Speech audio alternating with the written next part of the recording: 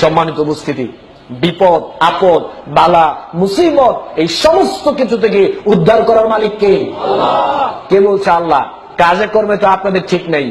বিপদে পড়লেন, এক গ্লাস পানি নিয়ে হুজুরের কাছে গেলেন, গিয়ে বললেন আমার কাছেই ধরেন, অন্য হুজুরা রাগ করবে, আমাকে দিয়ে বোঝাতে হবে, তাহলে খেপবে না। আমার কাছে এসে বললো হুজুর আমাকে একটু পানি পড়া দেন। বললাম কি হয়েছে? বললো বাচ্চা 6 দিন ধরে প্রস্রাব করে না।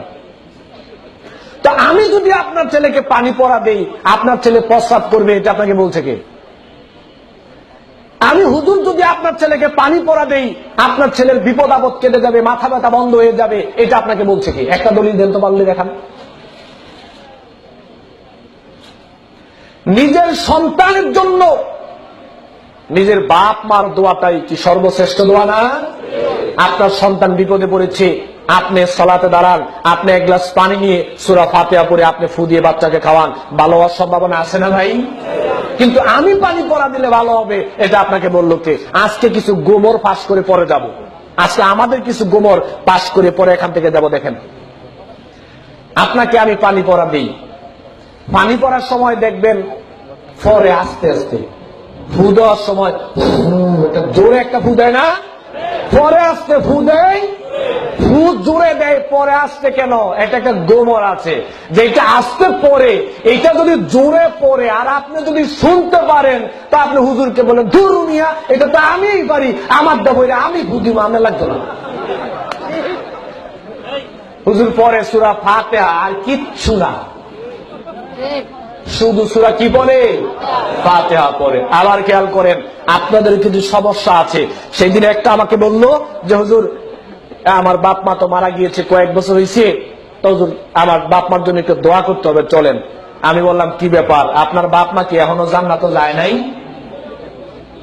প্রত্যেক বছর তো আমাদেরকে নিয়ে দোয়া করান জান্নাতে পাঠানোর জন্য, তার মানে এখন দোয়া করলে বোঝা যাচ্ছে যে আসলে জান্নাতে যায় নাই। কয় ভাই এটা কি বললেন? বললাম যে ভাই এত বোকামি করেন কেন? আপনার বাপ মার জন্য আমি কাবা ঘরের ইমাম সাহেব হতে পারি, আপনার বাপ মার জন্য কাবা ঘরের ইমাম সাহেবও যদি দোয়া করে দোয়া কবুল হবে কোনো গ্যারান্টি নাই। হতেও পারে আবার নাও, কিন্তু সন্তান বাপ মার জন্য দোয়া করলে দোয়া কবুল হবে একেবারে 100% গ্যারান্টি।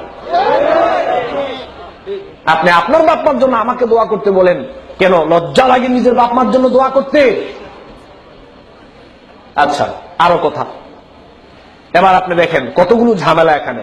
আপনি আমাকে বললেন দোয়া করার জন্য, আচ্ছা ঠিক আছে আপনার বাপ মার জন্য আমি দোয়া করব। এবার আপনি আমাকে বাড়িতে নিয়ে গেলেন খাওয়ানোর জন্য, এবার বাড়িতে পেট ভরে খাওয়াইলেন, খাওয়ানোর পরে এবার আমি আপনার বাপ মার জন্য দোয়া করছি, আপনার সামনে খাড়া।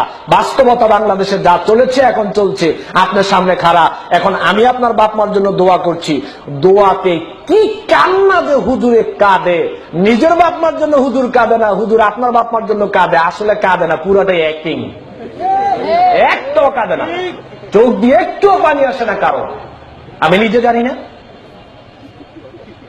এরপরে আপনি সামনে দাঁড়ানো বলছেন হুজুর দোয়া করেন বাপ মার জন্য।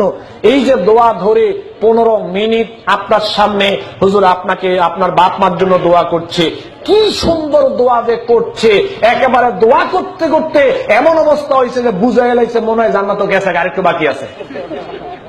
এই যে দোয়াগুলো বললো একটাও দোয়া না, সব খালি আপনার ফার্ম দিছে। কিছুক্ষণ পরে তো পকেটটা ভরে দিতে হবে। কেন বলছি কথাটা দেখেন, এই কথাটা বলতাম না। হুজুরের বাপ মার জন্য দোয়া করাইতে গিয়ে কয়দিন আপনাদেরকে দাওয়াত দেওয়া হয়েছে? কেন খাওয়ায় না? হুজুরের বাপ মার জন্য দোয়া করার জন্য কেন আপনাদেরকে একদিনও দাওয়াত দেওয়া হয় না? আমরা হুজুররা ভালো করে জানি আমগো বাপ মার জন্য আমগো দোয়াটাই কাজে আসবে, আপনি করে আসবে। আপনারা বুঝেন না, আমগো দোষ নাই, হুজুরগো দোষ নাই, বুঝেন না তো আপনারা। হুজুররা কি করবো? হুজুররাও তো ঠেলাই পরে চাকরি চলে যাবে, বিদায় যেতে হয়। এখন আপনারাই তো হুজুরদেরকে বাধ্য করেন, দায়ী আগে আপনারা। এরপরে দেখেন হুজুরের দোয়ার প্রতি আপনি এত নির্ভরশীল, আপনি তো বুঝতে পারেন না। আমি বক্তব্য দিচ্ছি, আপনি জানেন আমার ইনকামটা হালাল না হারাম? জানেন আমার ইনকাম হারাম হলে মরার আগ পর্যন্ত দোয়া করলে আমি দোয়া, আমার হুজুরের দোয়া কবুল হবে না। আমি অনেক বড় বক্তা হতে পারি, কিন্তু আমার ইনকামটা যদি হারাম হয়, আমার নিজের বেলায় তো আমার দোয়া কবুল হবে না, আপনার বাপেটা তো পরের বেলায় আছে। আপনি জানেন আমি শিরিক করি কিনা? জানেন আপনি? আমি শিরিক করলে আমার দোয়া কবুল হবে না, মৃত্যুর আগ পর্যন্ত দোয়া করলে দোয়া কবুল হবে। আমি বেদাত করি কিনা আপনি জানেন? আমার বাপ মার সাথে সম্পর্ক ভালো না মন্দ আপনি জানেন? বাপ মার সাথে যদি আমি হুজুরের সম্পর্ক ভালো না থাকে, আমি হুজুর সারাদিন দোয়া করলে দোয়া কবুল হবে? রিদার রব্বু ফি রিদাল ওয়ালিদি ওয়া সাখাতার রব্বু ফি সাখাতাল ওয়ালিদি। রাসূল সাল্লাল্লাহু আলাইহি ওয়াসাল্লাম বলছেন যে এই সন্তানের বেলায় বাপ মা সন্তুষ্ট, আল্লাহ ওই সন্তানের প্রতি সন্তুষ্ট। এই সন্তানের প্রতি বাপ মা অসন্তুষ্ট, আল্লাহ সন্তানের প্রতি অসন্তুষ্ট। তা আল্লাহ যেই বেড়ার প্রতি অসন্তুষ্ট, সেই বেড়া দোয়া করলে দোয়া কবুল হইব?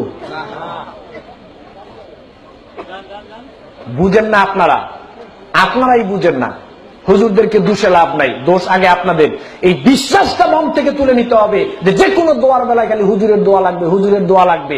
সেদিন এই মোহাম্মদ আলী ভাই দেখলাম একটা প্রোগ্রামে সুন্দর কথা বললো যে সব দোয়ার সব মোনাজাতে খালি হুজুর লাগে, তো স্ত্রী সহবাসের দোয়া নেন না কেন? সব দোয়া যে খালি আপনার হুজুর লাগে।